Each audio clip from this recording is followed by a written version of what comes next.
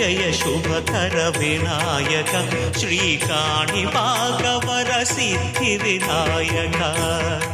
నమస్కారం ప్రేక్షకులందరికీ శుభోదయం.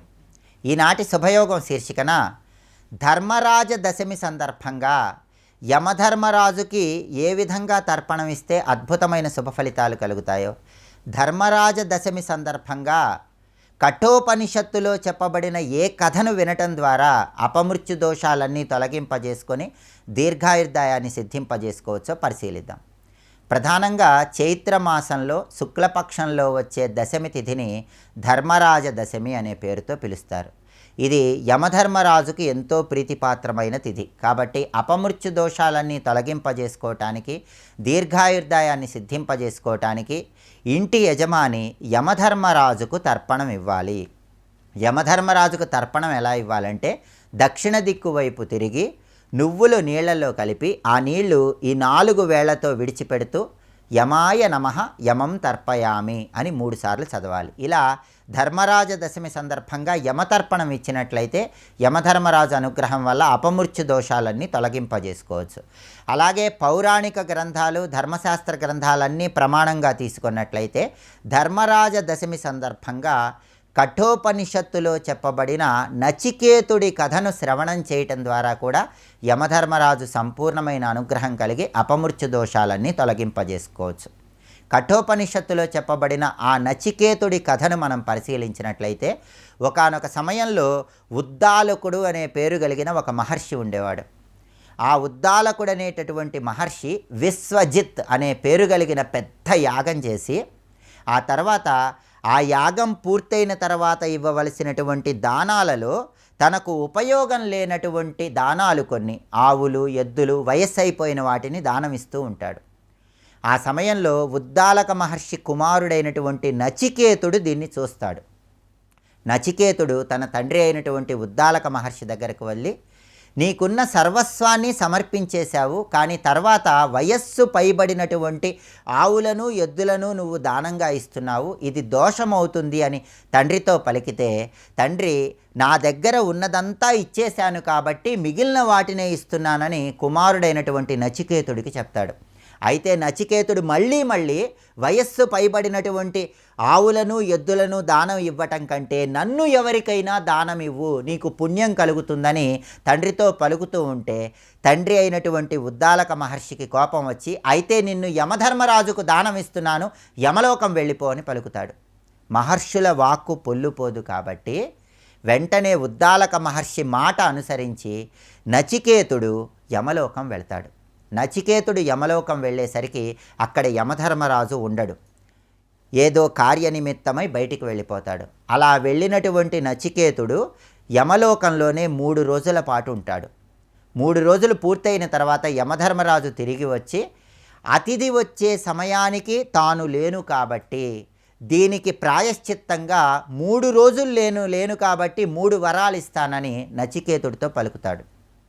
నచికేతుడిని 3 వరాలు కోరుకోమని యమధర్మరాజు పలుకుతాడు. అప్పుడు నచికేతుడు ఈ 3 వరాల్లో మొట్టమొదటి వరంగా ఏం కోరుకుంటాడంటే, నా తండ్రి యమలోకానికి నన్ను దానంగా ఇచ్చేశాడు, యమధర్మరాజు దగ్గరకు వెళ్ళమని కోపంగా అన్నాడు, ఆయన కోపం తగ్గాలి, నన్ను మళ్ళీ ఆశ్రమంలోకి ఆహ్వానించేలాగా జరగాలని కోరుకుంటాడు. ఆ తర్వాత 2వ వరం ఏం కోరుకుంటాడంటే, శరీరం విడిచిపెట్టిన తర్వాత ఎవరికైనా సరే పుణ్యలోకాలు రావాలంటే, స్వర్గలోక ప్రాప్తి లభించాలంటే ఎటువంటి యజ్ఞాలు చేయాలో, ఎటువంటి యాగాలు చేయాలో, ఎలాంటి హోమాలు చేయాలో, యజ్ఞ వైభవం ఏంటో, అగ్ని వైభవం ఏంటో తెలియజెప్పమని యమధర్మరాజుని 2వ వరంగా అడుగుతాడు. అప్పుడు యమధర్మరాజు అగ్ని వైభవము, యజ్ఞ వైభవం మొత్తం కూడా నచికేతుడికి తెలియజెప్తాడు. అందుకే మనకి యజ్ఞయాగాదులు చేసేటప్పుడు ఆ అగ్నిని నచికేత అగ్ని అనే పేరుతో పిలుస్తారు. అంటే అగ్నిదేవుడికి సంబంధించిన సంపూర్ణమైన జ్ఞానం కలిగిన ఋషి నచికేతుడు. అలా యజ్ఞయాగాదులు, అగ్ని వైభవము యమధర్మరాజు చెప్పిన తర్వాత ఆఖరి వరంగా నచికేతుడు బ్రహ్మజ్ఞానం ఆత్మజ్ఞానం గురించి తెలియజెప్పమని యమధర్మరాజును అడుగుతాడు. అయితే అప్పుడు యమధర్మరాజు, నువ్వు చాలా చిన్నవాడివి, ఇప్పుడే నీకు ఆత్మజ్ఞానం అవసరం లేదు, ధన కనక వస్తు వాహనాలన్నీ నీకు అనుగ్రహిస్తాను, ఆత్మజ్ఞానం మాత్రం నీకు వివరించను అని పలికితే, అవేవి నాకు వద్దు, ఆత్మజ్ఞానం మాత్రమే నాకు కావాలని నచికేతుడు యమధర్మరాజును ప్రార్థిస్తాడు. అది 3వ వరంగా నచికేతుడు అడుగుతాడు. అప్పుడు యమధర్మరాజు ఆత్మ ప్రాధాన్యత ఏంటో, ఆత్మజ్ఞానం విశిష్టత ఏంటో నచికేతుడికి వివరిస్తాడు. చక్షుషః చక్షుః శ్రోత్రస్య శ్రోత్రం యన్మనసో మనోయత్ తదేవ బ్రహ్మత్వం విద్ధి అని, కళ్ళు చూస్తున్నా, చెవులు వింటున్నా, నోరు మాట్లాడుతున్నా, వీటన్నిటికీ మూలమైనటువంటి ఆత్మశక్తి ఒకటి ఉంటుందని, ఆ ఆత్మశక్తి విశిష్టత గురించి, అలాగే మనిషి శరీరంలో ఉన్నటువంటి అన్నమయ కోశము, మనోమయ కోశము, ప్రాణమయ కోశము, విజ్ఞానమయ కోశము, ఆనందమయ కోశం అనే పంచకోశాల గురించి, ఈ పంచకోశాలను దాటగలిగినప్పుడే ఆత్మసాక్షాత్కారం లభిస్తుందన్న సత్యాన్ని, ఆత్మజ్ఞానాన్ని నచికేతుడికి బోధిస్తాడు. అలా 3 వరాలు స్వీకరించినటువంటి నచికేతుడనే మహర్షి బ్రహ్మజ్ఞానం గురించి తెలుసుకొని తిరిగి తండ్రి దగ్గరికి, ఉద్దాలక మహర్షి దగ్గరకు వచ్చి బ్రహ్మ విద్యను అభ్యసించి ఆత్మజ్ఞానం పొందాడని కఠోపనిషత్తులో మనకు ఈ కథను చెప్పడం జరిగింది. చైత్ర శుక్ల దశమి తిథి ధర్మరాజ దశమి సందర్భంగా ఎవరైతే కఠోపనిషత్తులో చెప్పబడిన ఈ నచికేతుడికి సంబంధించిన కథను శ్రవణం చేస్తారో వాళ్ళకి అపమృత్యు దోషాలు తొలగిపోతాయి, దీర్ఘాయుర్దాయం చేకూరుతుంది, అలాగే ఆత్మజ్ఞానం సిద్ధింపజేసుకోవటానికి అవసరమైన అర్హత కూడా లభిస్తుందని ధర్మశాస్త్ర గ్రంథాలన్నింటిలో చెప్పడం జరిగింది. నమస్కారం.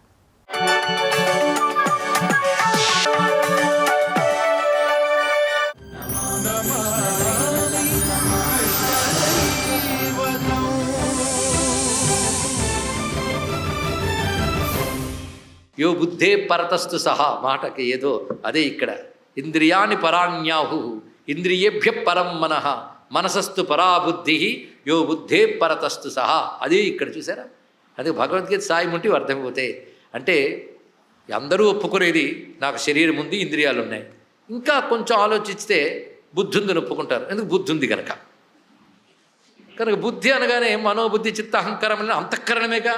కానీ అంతఃకరణము దేవ అయితే, ఇంద్రియముల వసువులైతే, ఈ వసువుల్ని దేవతలకి కూడా చైతన్యం ఇచ్చేవాడు ఎవడో ఆ అంతర్యామి అయిన పరమాత్మయే వాసుదేవుడు. ఇది అర్థం. అద్భుతమైన నిర్వచనం చెప్పారండి ఇక్కడ గర్గమహాముని. అందుకే వసవశ్చేంద్రియా నీతి తద్దేవశ్చిత్తమేవహి తస్మిన్ యశ్చేష్టతే సోపి వాసుదేవ ఇతి స్మృతః అని చెప్పి ఆనందంతో తాదాత్మ్యం వెళ్ళిపోయాడు. ఈయన చెప్పేస్తున్నాడు తాదాత్మ్యంతో. ఏమిటో తెలుసు, ఒక రహస్యం చెప్పాడు. వృషభానుసుత రాధ యాజాత కీర్తిమందిరే తస్యా పతిరయం సాక్షాత్ తేన రాధాపతి స్మృత. మరొక పేరు ఎందుకు తెలుసు ఆయనకి? రాధాపతి అని మరొక పేరు. ఆ రాధాది ఎవరో కాదు, వృషభానుసుతగా పుట్టింది ఆవిడే అనేసాడు ఇక్కడ. అంతేకాదు, పరిపూర్ణ సమస్సాక్షాత్ శ్రీకృష్ణో భగవాన్ స్వయం. ఈయన ఎవడనుకున్నావు? అసంఖ్య బ్రహ్మాండ పతిర్గోలోకే ధామ్ని రాజితే. అసంఖ్యాకమైన బ్రహ్మాండ గోళములకు పతి అయి గోలోకమునందు రాజిల్లువాడు. సోయం తపసి సుజాతో భారావతారణాయ చ కంసాదీనాం వధార్థాయ భక్తానాం రక్షణాయ చ అనంతాన్యస్య నామాని వేదగుహ్యాని భారత. ఇప్పుడు చెప్పాను కనుక 3-4 పేర్లు అనుకోకు, ఇంకా చాలా పేర్లు వేదగుహ్యములు, అంటే వేదములందు రహస్యములుగా చెప్పబడినవి. యాని నామాని గౌణాని విఖ్యాతాని మహాత్మనః ఋషిభిప్పరిగీతాని. అలా వేల కొలది ఉన్నాయి సుమా. నేను వేలన్నాను కానీ అనంతం ఉన్నాడు ఇక్కడ. అన్యాన్యస్య నామాని వేదగుహ్యాని భారత, చాలా ఉన్నాయి. పైగా లీలాభిశ్చ భవిష్యంతి. ఈయన గారికి ఆ వేదగుహ్యమైన నామములు చెయ్యబోయే లీలలతో వచ్చేస్తుంటే తెలుసా అన్నాడు ఒక్కొక్కటి కూడా. ఇది రహస్యం అని పట్టుకోవాలి ఇక్కడ. లీలాభిశ్చ భవిష్యంతి, లీలల చేత వచ్చేస్తా అన్నాడు. లీలల చేత రాబోయే నామాలు కొన్ని ఉన్నాయి. అప్పుడప్పుడు మురాసురుని సంహరిస్తాడు మురారి, కేశిరాక్షుని సంహరిస్తాడు కేశవుడు, గోవర్ధన గిన్నె ఎత్తుతాడు, అప్పుడు ఈయన పట్టాభిషేకం చేస్తారు గోవిందుడు, వాళ్ళమ్మ తాడుతో కట్టేస్తుంది దామోదరుడు. ఇవన్నీ లీలాభిశ్చ వర్తమానః, ఇవాళ లీలలో వస్తూ ఉంటాయి సుమా అన్నాడు ఇక్కడ. అది లీలాభిశ్చ భవిష్యంతి తత్కర్మసు న విస్మయ. పెద్ద ఆశ్చర్యం, అబ్బా అని కళ్ళంతా పెడుతూ నేను ఆశ్చర్యపోవలసిన అవసరం లేదు. ఈయన విషయంలో ఏది ఆశ్చర్యం కాదు, తెలుసుకో ఇక్కడ. లీలలతో చేస్తాడు. లీలలతో చేసేక వచ్చే నామాలు అంటావేమో వేదగుహ్య అని. అది ఆ మాట ఎంత బాగా చెప్పాడు. వేదగుహ్యములైన నామములు లీలలతో తెచ్చుకుంటాడు ఆయన. అక్కడికి తెచ్చుకోవడానికి కూడా ఒక అర్హత ఉండాలి కదా. ఇక్కడ కృష్ణ అంటే సచ్చిదానంద అని వేదంలో చెప్పబడింది. నల్ల రంగుతో పుట్టాడు, ఆ పేరు తెచ్చుకొచ్చాడు, సరిపోయింది ఇక్కడ. అలాగే వాసుదేవుడు అంటే వసువుల్ని దేవతని ప్రేరేపించువాడైన బ్రహ్మము వసుదేవుడు కొడుకుగా పుట్టాడు, సరిపోయింది కదా. అలాగే వేదగుహ్యములైనవి లీలలతో తెచ్చుకుంటాడు. అహో భాగ్యంతే నంద సాక్షాత్ శ్రీ పురుషోత్తమ త్వద్గృహే వర్తమానోయం శిశురూప పరాత్పర. అహో భాగ్యం, ఎంత భాగ్యమయ్యా నీకు. ఎందుకంటే ఎవడు పురుషోత్తముడో, ఎవడు ఆ శ్రీమన్నారాయణుడో అని సాక్షాత్ నేరుగా దిగి వచ్చాడు అని చెప్పి సంతోషిస్తే మొత్తానికి మా పిల్లాడు మహానుభావుని అర్థమైంది. కానీ అర్థమైనట్టు ఉంటుంది కానీ నిలవనిస్తాడండి స్వామి. అబ్బే, ఈ నారాయణుడు పరమాత్మ ఆయన చెప్పిన అవునా అవును కామోసు అటు గర్గుడు అలా వెళ్తాడు, ఈయన మర్చిపోతాడు, మరపింపజేస్తాడు ఈయన. అది తెలుసుకోండి, ఇక్కడ ఆయన దగ్గర ఆసక్తి ఉంది, దాన్ని మాయ అంటాం. అలా మరపింపజేసిన అద్భుతాన్ని కూడా మామూలు అనిపింపజేయడమే మాయా. అది చెయ్యగలడు స్వామి ఇక్కడ, లేకపోతే కథ నడవదే. దీన్ని బట్టి అందరికీ ఎంత జ్ఞానం వచ్చేసిందో అనుకోవద్దు. ఇంక రేపటి పూజలు మొదలెడతాడు. కానీ నా పిల్లాడిని ఎత్తుకుని తిరిగాడు, మా పిల్లాడు భయపడుతున్నాడండి అంటాడు తర్వాత. ఇంత తెలిసే కూడా అలా అన్నాడండి అంటే ఇంత తెలిసిందని నీకు తెలిసింది, కానీ ఆయన మాయ వేస్తే నీకే తెలియదు, ఏం చెప్తావు. పరమాత్మని ఇంత తెలిసినా భక్తి కలిగిందా? ఇందాక చెప్పి అన్నానందాలు భ్రమలే, పరమాత్మ ఆనందం ఒకటే నిజమేనండి. అబ్బా అయ్యాక తెలుస్తుంది, ప్రవచనం అయ్యాక. అదే మాయండి, అది ముంచేస్తుంది. ఎవడు దాడతాడయ్యా? పండితులు కూడా దాటలేరు. ఎందుకంటే వాళ్ళ కృష్ణ శబ్దానికి ఎంతకంటే 40 వ్యుత్పత్తులు చెప్పగలరు, కానీ కృష్ణుడు దొరకడు వాళ్ళకు కూడా. ఏం లాభం? ఎందుకంటే మాయలో భాగం పాండిత్యం కూడా. ఏం చేస్తాం, అలా ఉంటుంది రహస్యం. అందుకే కస్తరతి కస్తరతి కస్తరతి మాయామంటాడు నారదుడు. ఎవడ దాటగలయ్యా దీన్ని? ఆయన చెప్పాడు, ఎవడు దాటలేడని ఆయన డిక్లేర్ చేశాడు. దైవీయేషా గుణమయ్యి మమ్మ మాయా దురత్యయ. ప్రపంచంతే ఏదండి, అంత తేలిక కాదు కదా. సరే ఇత్యుక్త్వాగతే గర్గో, ఈయన ఎక్కడంటే మొత్తం ఆనందింపజేశాడు. ఇంకెళ్ళొస్తానే అన్నాడు. వెళ్ళినవాడు తిన్నగా ఎక్కడికి వెళ్ళాడు తెలుసా? వృషభాను మందిరానికి వెళ్ళాడు. ఎవడు? గర్గమహాముని.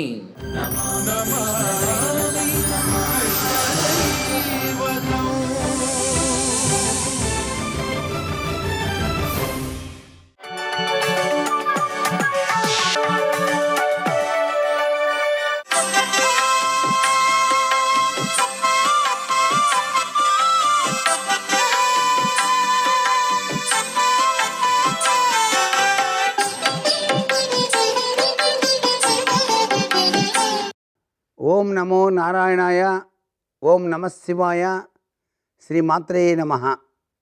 ఈరోజు చైత్రశుద్ధ దశమి. యమధర్మరాజును దమనంతో కనుక పూజ చేసినట్లయితే తెలిసి చేసిన పాపాలు, తెలియక చేసిన పాపాలన్నీ కూడా తొలగిపోయి యమ బాధలు అనుభవించకుండా తప్పించుకోవచ్చు అంటోంది శాస్త్రం. శివారాధనతో పాటుగా మార్కండేయుడు రచించినటువంటి అద్వితీయమైనటువంటి ఆ మహామృత్యుంజయ మంత్రాన్ని కూడా జపించాలి.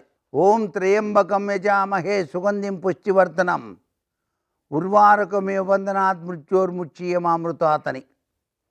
యమధర్మరాజు సైతం కూడాను పరమేశ్వరుని యొక్క దివ్యవంతమైన అనుగ్రహానికి పాత్రుడై మార్కండేయునికి చిరంజీవత్వాన్ని ప్రసాదించడం వెనకాల తగిన పరమార్థాన్ని అర్థం చేసుకున్నాడు.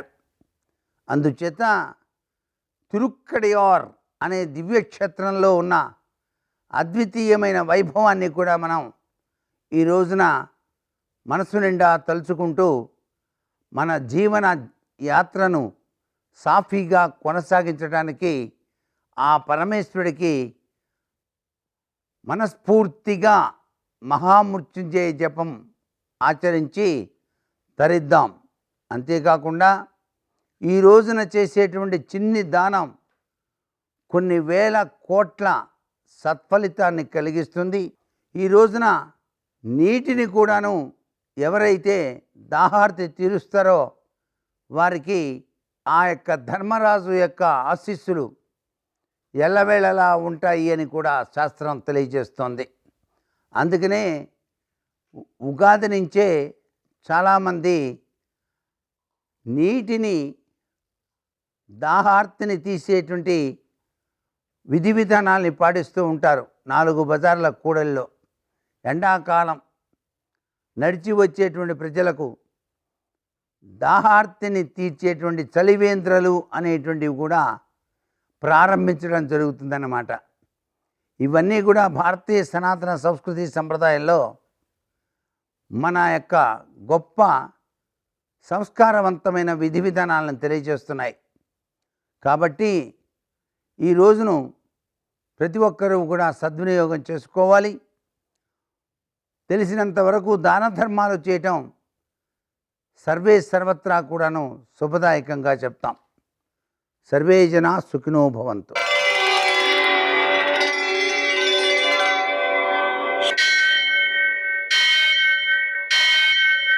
सहस्रशीर्षं देवं विश्वाक्षं विश्वशम्भुवं विश्वं नारायणं देवमक्षरं परमं पदं विश्वतः परमां नित्यं विश्वं नारायणगुं हरिं विश्वमेवेदं पुरुषस्तद्विश्वमुपजीवति पतिं विश्वस्यात्मेश्वरगुं शाश्वतगुं शिवमच्युतं नारायणं महाज्ञेयं विश्वात्मानं परायणम्.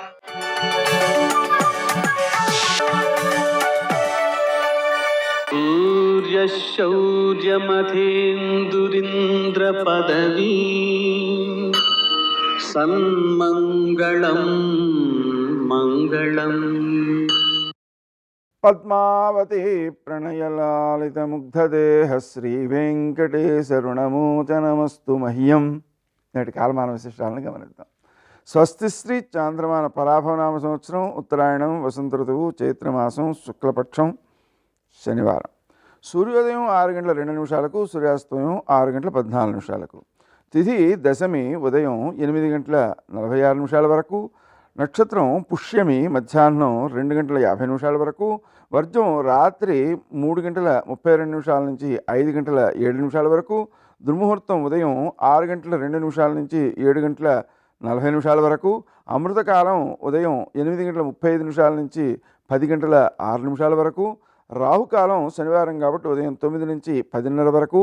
అష్టకవర్గ రీత్యా శుభప్రదమైన సమయం ఉదయం 8:30 నేటి విశేషం శనివారం, అలాగే దశమి. శనివారం సందర్భంగా సూర్యోదయానికి ముందే నిద్రలేవడం, స్నానం చేయడం, శివునకు కేజింపావు నువ్వుల నూనెతో అభిషేకం చేయడం, 1/2 కేజీ నల్ల నువ్వులు నివేదన చేయడం, ఈ నువ్వులు ఆవులకు పెట్టడం, ఆ నూనెలో పసుపు కలిపి ఆవులకు ఒళ్ళంతా రాయడం, అలాగనే హనుమంతునికి ఆకు పూజ, అప్పాలు నివేదన చేయడం, 21 ప్రదక్షిణాలు చేయడం, హనుమాన్ చాలీస పారాయణ చేయడం, వీలైతే సుందరకాండ పారాయణ చేయడం, ఇవన్నీ కూడా గ్రహదోషాలను నివారిస్తాయి. అలాగే వెంకటేశ్వర దీపారాధన చేయడం ద్వారా గ్రహదోషాలు నివారించడంతో పాటు కష్టాలు తొలగిపోతాయి, కష్టాలను అధిగమించేటువంటి శక్తి ఏర్పడుతుంది. అదేవిధంగా ఈరోజు దశమి కావడం వలన రామునికి పట్టాభిషేకం అనేటువంటి కార్యక్రమాన్ని ఆచరించాలి, ఇంటింటా చేయాలి. ఆ విధంగా రామునికి పట్టాభిషేకోత్సవం చేయడం ద్వారా దేశమంతా రామరాజ్యం ఉంటుంది, ఇంట్లో కూడా రామరాజ్యం ఉంటుంది. కాబట్టి మనకు ఇంట్లో రామరాజ్యం కావాలన్నా, అలాగే సమాజంలో రామరాజ్యం కావాలన్నా తప్పనిసరిగా రామునికి పట్టాభిషేకోత్సవం ఈరోజు చేయాలన్నమాట. నేటి ఆణిమత్యాలు.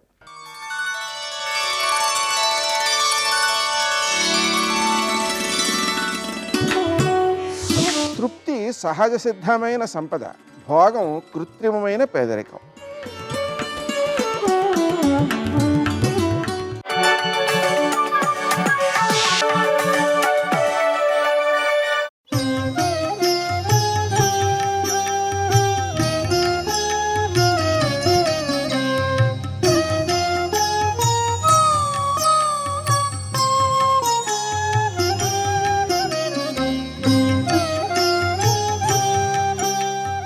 మొట్టమొదట యజ్ఞం చేసి యజ్ఞంలో హవిస్సుగా దేవతలకు ఇవ్వాలి. దేవతలు తిని తృప్తి పొంది వర్షం కురిపిస్తారు. వర్షం చేత పంట వస్తే మళ్ళీ యజ్ఞం చేసి దేవతలకి కొంత ఇవ్వాలి, మళ్ళీ దేవతలు వర్షం కురిపిస్తే ఇది చక్రం తిరుగుతూ ఉంటుంది. ఇందులో అతిక్రమించాడు అనుకోండి, ఈశ్వర శాసనాన్ని నేను అసలు ఇవ్వను, పెట్టను అన్నాడు అనుకోండి, దేవతలు ఆగ్రహిస్తారు, ఉపద్రవం వస్తుంది, భూతము వ్యతిరేకమవుతుంది. అంటే చేతికొచ్చిన పంట కడుపులోకి వెళ్ళదు. అదే యజుర్వేదంలో ద్రాపే అంధస్సస్పతే దరిద్రం నీలలోహిత ఏషాం పురుషాణం ఆభేర్మో రోమో ఏషాం కించనా మమత అని. ఎందుచేత అంటే కటాక్షం లేదు లక్ష్మీదేవిది. పంట ఉంది, చేతికి రాలేదు, నేను అవలేదు. నాది వేరు, నేను అవడం వేరు. నేను అలా వెళ్ళిపోతూ ఉంటే ఎందుకైనా మంచిదని కమండలంలో నీళ్లు పట్టుకున్నాను అనుకోండి, నదిలోని నీళ్లు నావి, ఇప్పుడు కమండలంలో పట్టుకున్నా. కొంత దూరం వెళ్ళాక దాహం వేసింది, ఇప్పుడు అవి నోట్లో పోసుకున్నా, ఏమైంది? నేనయింది. నది నాది నేను, ఈ మారే ప్రక్రియ అమ్మవారి అనుగ్రహం. ధర్మం లేదనుకోండి, ఆవిడ నేనుగా అవనివ్వదు. అంటే పంట నేనవదంటే తినడానికి పనికిరాదు, నీటిపాలైపోతుంది. అంటే ధర్మచక్రం అతిక్రమింపబడుతోంది. ఎక్కడో దుర్బోధలు ఎక్కువైపోయాయి దేశంలో, సనాతన ధర్మమునకు వ్యతిరేక బోధలు ఎక్కువైపోయాయి. ధర్మ వ్యతిరేక బోధ ఎక్కువైపోవడం, ధర్మాన్ని విడిచిపెట్టడం ఎక్కువైపోతే దేవతల యొక్క అనుగ్రహం తప్పిపోతుంది. కాబట్టి కాళీయుడు ఏం చేశాడు? గరుత్మంతుడికి ఇవ్వవలసినవి ఇవ్వడం మానేశాడు. ఇవ్వడం మానేస్తే ఏమైంది? అన్నీ వదులుకుని పారిపోయి రావాల్సి వచ్చింది. వస్తే ఏమైంది? ఇక్కడ మిగిలిన వాళ్ళని పాడు చేస్తూ అందులో పడున్నాడు విషంతో. ఇప్పుడు ఇది దేనివల్ల విరుగుతుంది? భగవంతుని పాద స్పర్శ చేత విరుగుతుంది. విరిగితే ఏమయ్యాడు? మళ్ళీ నిర్భయంగా వెళ్ళిపోయాడు. ఇప్పుడు ధర్మం పాటిస్తాడు. భగవంతుని పాద స్పర్శ ఒక్కటే కోట్ల జన్మలుగా వస్తున్నటువంటి అజ్ఞానమును విరగ్గొట్టి అమృతత్వమును నింపి మనిషిని ధర్మపథంలో నడిపిస్తుంది.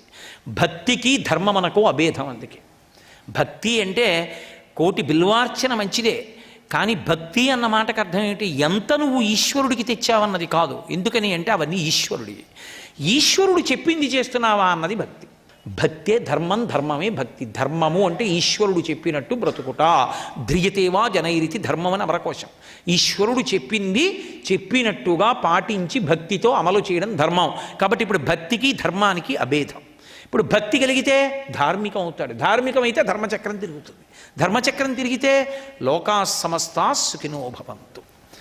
ఇదిగో ఈ గాథ అంతర్లీనమైనటువంటి ప్రతిపాదన కాళీయమర్దనంలో.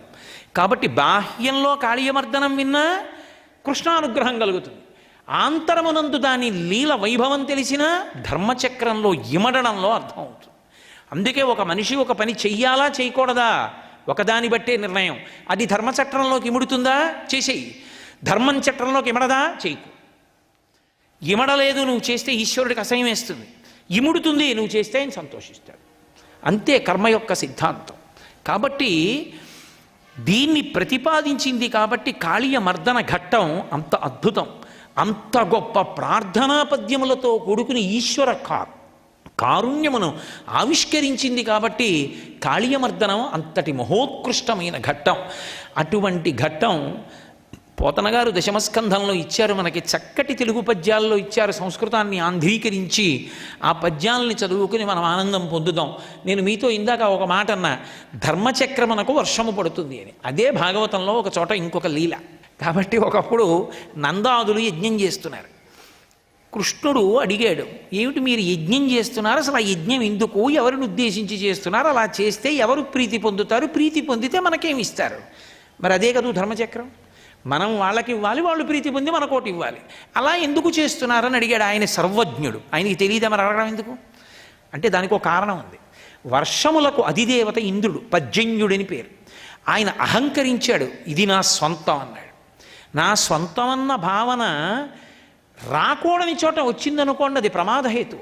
ఈశ్వరుడు మనకిస్తాడు, ఆయన ఇచ్చాడు, ప్రసాదంగా అనుభవించాడు. మళ్ళీ ఈశ్వరుడికి ఇవ్వవలసింది ఇవ్వడం. ఈశ్వరుడి కంటే దేవతల కన్నా పైన ఈశ్వరుడు ఉంటాడు, ధర్మచక్రాన్ని తిప్పుతూ ఉంటాడు. ఇప్పుడు దేవతలు సంతోషించి మళ్ళీ కురిపిస్తుంటారు వర్షాన్ని. కాబట్టి మనం ఎందుకు ఈ యాగం చేయాలి, వాళ్ళు ఏమి ఇస్తారని అడిగితే ఆయన ఎందుకు అడిగాడంటే ఇంద్రుడికి అధికారం ఇచ్చాడు, బ్యాంకులో క్యాషియర్కి ఇచ్చినట్టు. ఇప్పుడు ఆయనదా వర్షం కురిపించే అధికారం, ఈశ్వరుడు ఇస్తే వచ్చిందే అధికారం, ఈశ్వరానుగ్రహం. అది మరిచిపోయాడు. నేనే వర్షం కురిపించేవాడిని అంటున్నాడు. అనుకున్నాడు కృష్ణుడు బాలకృష్ణుడిగా ఉంటాడు, కానీ ఆయనకు అన్నీ తెలుసు, సర్వజ్ఞుడు. దిద్దాలి అన్ని చోట్ల, అన్నింటికి మొదలంటా తీసేయకూడదు, దోషం దిద్దితే చాలు. అంతేకాని యుక్తాయుక్త విచక్షణ లేకుండా అసలు మొదలంటా నరికేయకూడదు, అది దోషం. కాబట్టి ఇప్పుడు ఆ దోషం దిద్దాలి ఇంద్రుడిది అనుకున్నాడు. సర్వం శ్రీ ఉమామహేశ్వర పరబ్రహ్మార్పణమస్తు. స్వస్తి.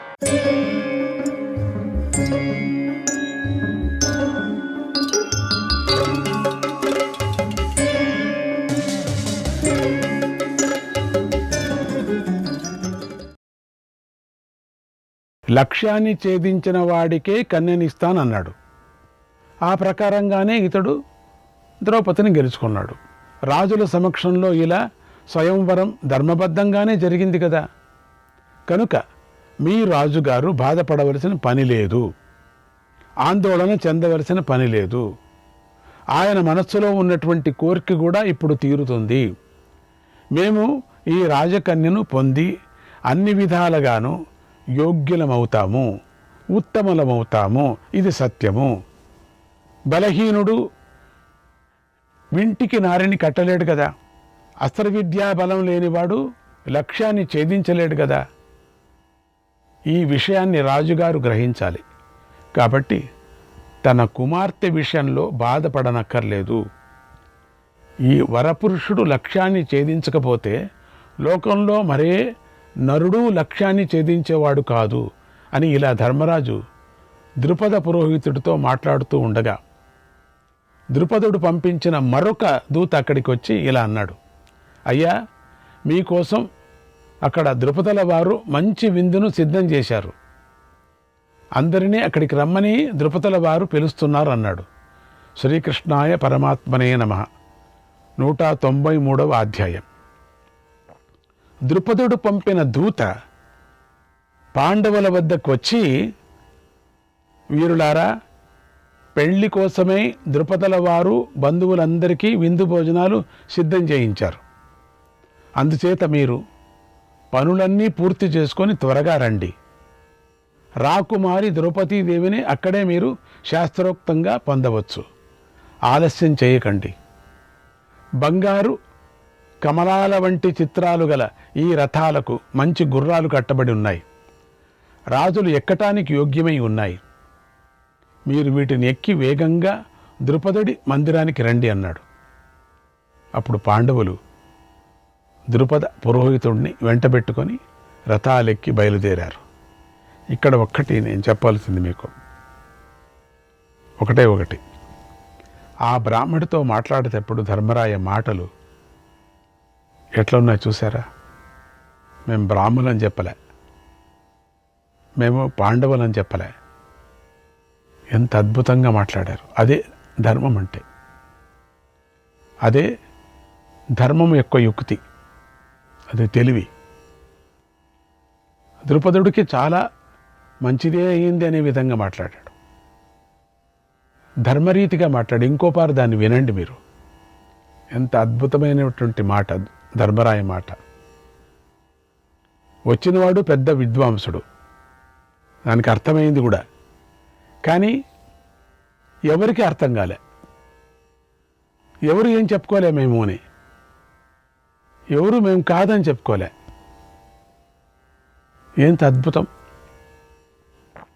అప్పుడు పాండవులంతా కూడా ద్రుపద పురోహితుడిని వెంటబెట్టుకొని, ఆ పురోహితుడు మామూలు పురోహితుడు గారు, రథాలెక్కి అంత బయలుదేరారు అక్కడికి. కుంతి, ద్రౌపది ఒకే రథంలో కూర్చున్నారు. అక్కడికి చేరిన వెంటనే పురోహితుడు ధర్మరాజు చెప్పిన మాటలను ద్రుపదుడికి చెప్పాడు.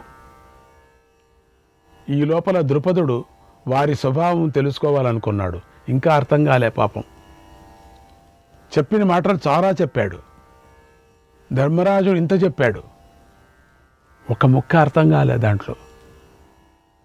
ధర్మరీతిగానే ఉంది అంతా, మాటలన్నీ బాగా ఉన్నాయి, తేలలేదు అని చెప్పిందంతా మళ్ళీ ఇక్కడ వచ్చి చెప్పాడు. అది కూడా పొడుపు కథలాగా, పసల్లాగా ఉంది. ఈ లోపల ద్రుపదుడు వారి స్వభావం తెలుసుకోవాలనుకున్నాడు. అనేక రకాల వస్తువులను పెట్టించాడు, వివిధ ఫలాలు ఇచ్చాడు, అందమైన మాలలు పెట్టించాడు. కవచాలు, డాలులు, ఆసనాలు, గోవులు, త్రాళ్ళు వ్యవసాయానికి ఉపయోగించే విత్తనాలు, రకరకాల కార్మికులకు వినియోగించే వస్తువులను పెట్టించాడు. క్రీడా సామగ్రిని కూడా అక్కడ పెట్టించాడు. రెండవ వైపున కవచాలు పెట్టించాడు. డాళ్ళు, కత్తులు పెట్టించాడు. విచిత్రమైన ఈ రథాలు, గుర్రాలు, విల్లు, విచిత్రమైన బాణాలు ఉంచాడు. బంగారు శక్తి ఆయుధాలు, ఎన్నో వివిధమైనటువంటి బంగారు రూపంతో ఉండినటువంటి ఆయుధాలు, ఇవన్నీ పీల్చే సామగ్రి, యుద్ధ సామగ్రి, ఆ పేల్చే సామగ్రి, ఆయుధాలు పేల్చే సామగ్రి, యుద్ధ సామగ్రి, ఉత్తమ ఆసనాలు, పాన్పులు, రకరకాల వస్త్రాలు ఏర్పాటు చేశాడు. ఎంత పరీక్షను ఇది! కుంతీదేవి ద్రౌపదితో కలిసి ద్రుపదుడి అంతఃపురంలోకి అడుగుపెట్టింది. స్త్రీలు కుంతీదేవిని ఆదరించారు. పాండవులు కూడా అక్కడికి రావటాన్ని చూసి ద్రుపదుడు, అతడి పరివారం వారు చాలా సంతోషించారు కూడా. పాండవులు అందరూ బెదురు లేకుండా, ఎలాంటి సంకోచము లేకుండా తమ ఆసనాల్లో వరుసగా కూర్చున్నారు. టీవీగా వెళ్ళి కూర్చున్నారు. పరిచారకులు బంగారు పాత్రలతో వివిధ భక్ష్యాలను, భోజ్యాలను తెచ్చి వడ్డించారు. పాండవులు తమకు ఇష్టమైన పదార్థాలు తిని భోజనాన్ని కూడా ముగించారు. తర్వాత పాండవులు అక్కడ ఉన్నటువంటి భోగ సామాగ్రి వైపు వెళ్లకుండా యుద్ధ సామాగ్రి ఉన్న చోటికి వెళ్ళారు. ద్రుపదుడు, దృష్టద్యుమ్నుడు, మంత్రులు అది గమనించారు. ఎంతో సంతోషించారు. అదే కావాలి వాళ్లకు. అందరూ ప్రసన్నులయ్యారు. ఆ కుంతీపుత్రుల వద్దకు చేరి వీరు రాజకుమారులే, ఎందుకంటే వాళ్ళు చెప్పలే, ఇంతవరకు చెప్పలే, వీళ్ళు రాజకుమారులే అని నిశ్చయించుకున్నారు. శ్రీకృష్ణాయ పరమాత్మనే నమః. అందరి భోజనాలు పూర్తి అయ్యాయి. ద్రుపదుడు ధర్మరాజును పిలిచి బ్రాహ్మణుడికి చేయవలసినటువంటి సత్కారం చేసి సన్మానించాడు. ఆప్తుడిగా స్వీకరించి ఇలా అన్నాడట, మీరెవరు? మీ గురించి నాకెలా తెలుస్తుంది? మీరు విప్రుల, క్షత్రియుల, వైశ్యుల, శూద్రుల, రహస్యంగా విపర్రూపంలో సంచరించే దేవతల? మీరెవరు? మా ద్రౌపది కోసమని భూలోకానికి వచ్చినటువంటి దేవతలే మీరు అయి ఉంటారు అని నాకు తోస్తుంది. సత్యం చెప్పండి. ఈ విషయంలో మాకు పెద్ద సందేహంగా ఉంది. ఈ సందేహం తీర్చినప్పుడే, మీ రహస్యం తెలిసినప్పుడే నా మనస్సు శాంతిస్తుంది. దీనితో మాకు అదృష్టం కూడా కలుగుతుంది. ఇచ్చయా బ్రూహి తత్ సత్యం, సత్యం రాజసు శోభతే, ఇష్టాపూర్తేన చ వక్తవ్యమనృతం నతు, వక్తవ్యమనృతం నతు. మీరు స్వేచ్ఛగా సత్యాన్ని చెప్పండి, సత్యాన్నే చెప్పండి. రాజులకు ఇష్టాపూర్తుల కంటే సత్యమే అధిక మహిమ కలిగిస్తుంది కదా, కాబట్టి సత్యాన్నే పలకండి, అసత్యం పలకకండి అన్నాడు.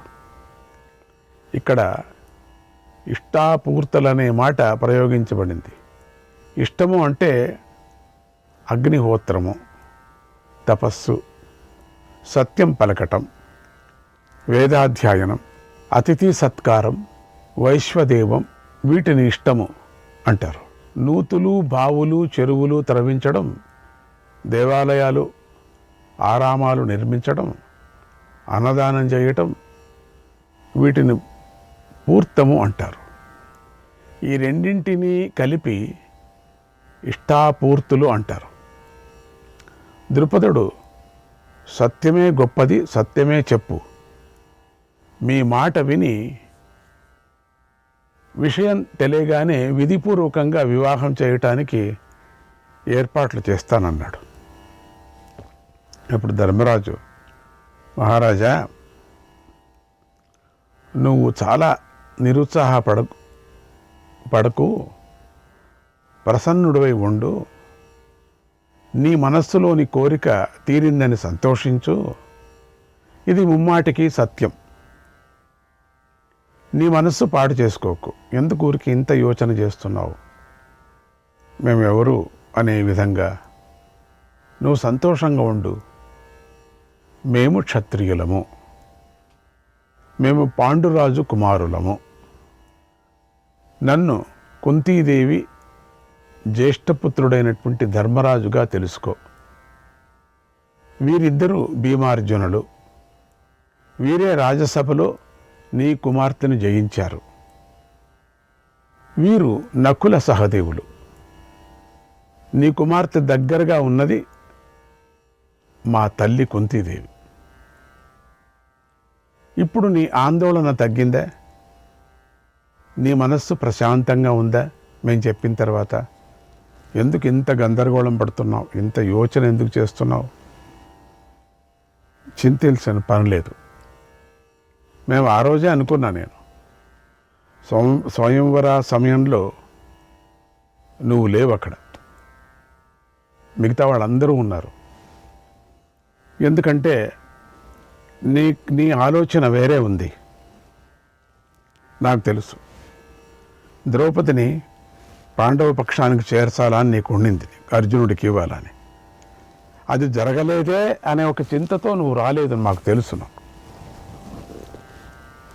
అయినా నీ మానసిక చింత తొలగుగాక. తామర తీగ వంటిది నీ కుమార్తె. ఆమె ఒక సరస్సు నుండి మరో సరస్సుకు చేరిందని భావించు. అంటే నీ వంశం నుండి మా వంశానికి వచ్చిందని తెలుసుకో. ఇది మా విషయం. ఉన్నది ఉన్నట్లుగా చెప్పాను. మీరు మాకు పెద్దవారు, ఆశ్రయం ఇచ్చినవారు కనుక సత్యం చెప్పాను అన్నాడు ధర్మరాజు. ఈ మాటలంతా విని ద్రుపదుడి కళ్ళ నుండి ఆనంద బాష్పాలు రాలాయి. ఎందుకంటే ఆయన అనుకున్న పని అయిపోయింది కదా. పాండవ పక్షానికి చేర్చాలా ద్రౌపదిని. ఆయన ఆనందంతో మునిగిపోయాడు. ఆయన నోట మాట రాలేదు. కొంతసేపటి తర్వాత తనను తాను నియంత్రించుకొని ధర్మరాజుతో ఇలా అన్నాడు, మీరు ఆ వారణావత నగరం నుండి ఎలా తప్పించుకున్నారు? ఈ విషయం తెలుసుకోవాలని నాకెంతో కుతూహలంగా ఉంది, చెప్పండి అని అడిగాడు. వారణావతాపురం జ్ఞాపకం వచ్చింది. ధర్మరాజు జరిగిన కథనంతా ద్రుపదుడికి చెప్పాడు. ద్రుపదుడు పాండవుల కథ అంతా విని అప్పుడు కౌరవులపై కోపించాడు. ధృతరాష్ట్రుని నిందించాడు. ధర్మరాజును ఓదార్చి రాజ్యాన్ని తిరిగి పొందటంలో నేను మీకు సహాయం చేస్తాను అని ప్రతిజ్ఞ చేశాడు. నేనున్నాను కదా, నేను చేస్తాను మీకు. తర్వాత కుంతి, ద్రౌపది, భీమసేన అర్జునులు, నకుల సహదేవులు ద్రుపదుడు ఏర్పాటు చేసిన భవనంలోకి వెళ్ళారు. ద్రుపదుడు వారిని గౌరవించాడు. తర్వాత ద్రుపదుడు తన కుమారులను వెంటబెట్టుకొని ధర్మరాజు వద్దకు వచ్చి ఇలా అన్నాడు, ఈ పవిత్రమైన రోజున అర్జునుడు నా కుమార్తెను శాస్త్రోక్తంగా పెళ్లి చేసుకుంటాడు. మా కులాచారం ప్రకారంగా ఈ ఉత్సవం ప్రారంభం కావాలి అన్నాడు. ధర్మరాజు, నాకింకా పెళ్లి కాలేదు, ఇంటికి పెద్దవాడిగా మొదలు నేను చేసుకోవాలి అన్నాడు. అప్పుడు ద్రుపదుడు, ధర్మాత్మ, అలాగైతే నా పుత్రికను నువ్వే చేసుకో, లేదా నీ తమ్ములలో ఒకరికి ఈ పెళ్లి చేసుకోమని చెప్పు అన్నాడు. అప్పుడు ధర్మరాజు, సర్వేషాం మహిషీరాజన్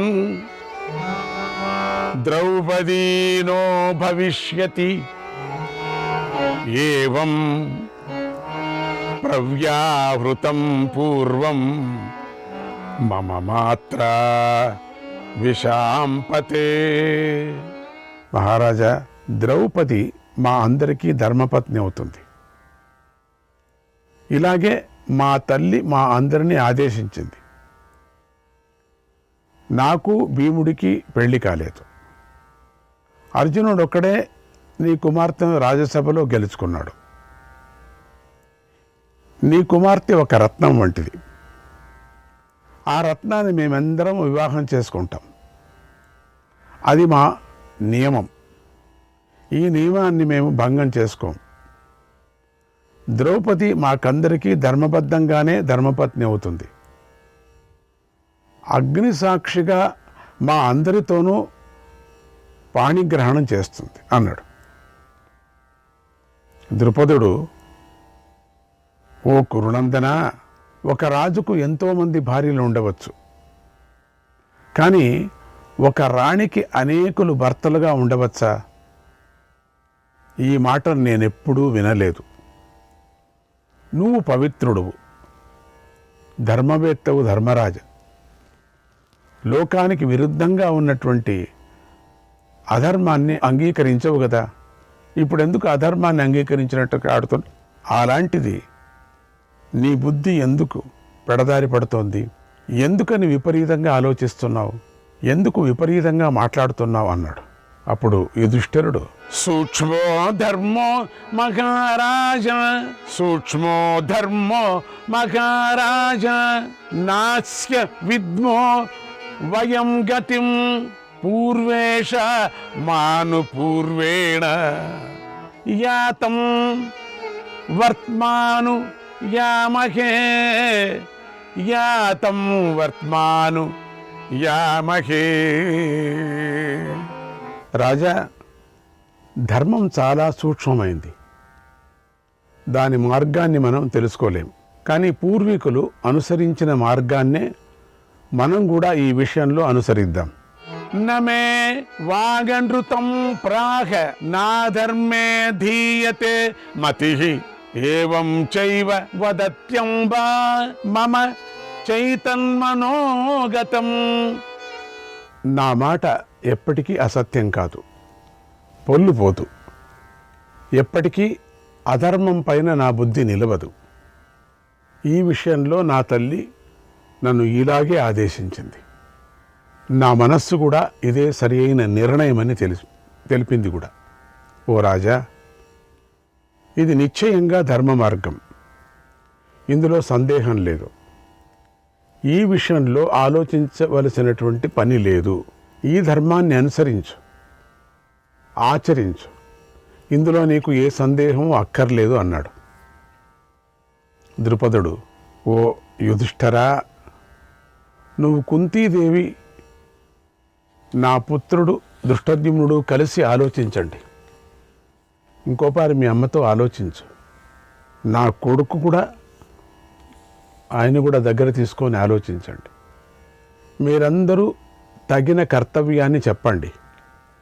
రేపు మంచి రోజు, అందుకని చేయవలసినటువంటి కర్తవ్యాన్ని చేద్దాం అన్నాడు. తర్వాత అందరూ తమ తమ భవనాల్లో విశ్రాంతి తీసుకున్నారు. మరునాడు తెల్లవారింది. అందరూ నిత్య కర్మలను పూర్తి చేసుకున్నారు. మళ్ళీ అందరూ కలిసి ద్రౌపదీదేవి పెళ్లి విషయం మాట్లాడుకోసాగారు. సరిగ్గా ఆ సమయంలో అక్కడికి అనుకోకుండా శ్రీకృష్ణ ద్వైపాయన అంటే వ్యాస మహర్షి వచ్చాడు. అదే కదా మనకు కావలసింది. శ్రీకృష్ణాయ పరమాత్మనే నమః. ద్రుపదుడు ధర్మరాజుల మధ్యలో ద్రౌపది వివాహ చర్చ సాగుతోంది. అంతలో అక్కడికి వ్యాస భగవానుడు వచ్చాడు.